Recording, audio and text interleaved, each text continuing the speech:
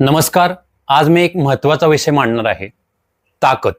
हो, तीच ताकद जी मातीवर खेळणाऱ्या कुस्तीगीरांच्या बायसेपमध्ये असते, जी डोक्यावर माती लावून दंड बैठका करणाऱ्यांच्या छातीमध्ये असते.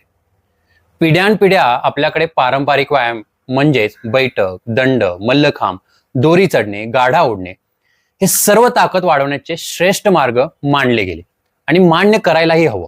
यामधून एक जबरदस्त शारीरिक बळ तयार होतं, शिस्त तयार होते आणि मनगटात खणखणीत स्टील सारखा ताकद सुद्धा येते. पण आपण आज 2025 मध्ये आहे. आजच्या स्पर्धा आंतरराष्ट्रीय पातळीवरच्या आहेत. आपल्या समोरचे प्रतिस्पर्धी केवळ पारंपरिक नव्हे तर वैज्ञानिक आणि आधुनिक पद्धतीने प्रशिक्षण घेताना आपल्याला पाहायला मिळतं. त्यांच्या ट्रेनिंगमध्ये असते मसल फायबरचा अनालिसिस, स्ट्रेंथ पिरियडायझेशन, रिकव्हरी सायन्स असते, न्यूट्रिशन आणि सप्लिमेंटची जोड असते आणि अजून भरपूर काही.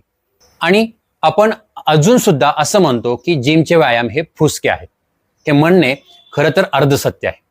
जिम फुसका नाही, पण तो एकटा पुरेसा नाही. आणि पारंपरिक व्यायाम हे श्रेष्ठ आहेत, पण एकटा अपुरा आहे. पारंपरिक व्यायाम तुमचं बेसिक स्ट्रेंथ तयार करतं, पण आधुनिक व्यायाम त्या ताकदीचं विश्लेषण करतो, कमकुवत स्नायूंवरती काम करतो, आपल्या हालचालीचे विश्लेषण करून त्यात सुधारणा करतो, आपली ताकद वाढवतो, दुखापत टाळण्याची क्षमता वाढवतो. म्हणूनच जर आपण आज देखील पारंपरिक व्यायामामध्ये अडकून राहिलो आणि आधुनिक विज्ञानाची साथ घेतली नाही तर आपले कुस्तीगीर तगडे असतील, पण मागे हे नक्की राहतील. आणि मनगटात जोर असेल, पण आंतरराष्ट्रीय मॅटवरती फरक पडणार नाही. जिंकायचंय ना, तर दोन्हीचा संगम हवा. मातीची ताकद आणि विज्ञानाची दिशा.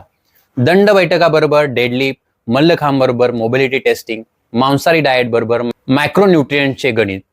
ही गोष्ट इगोसाठी नाही, लक्षात ठेवा. ही गोष्ट भविष्यासाठी आहे.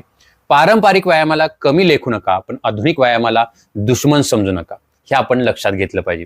या दोघांचं एकत्रीकरण म्हणजे वास्तविक ताकद आहे. तीच आपल्याला पुढे घेऊन जायचं आहे.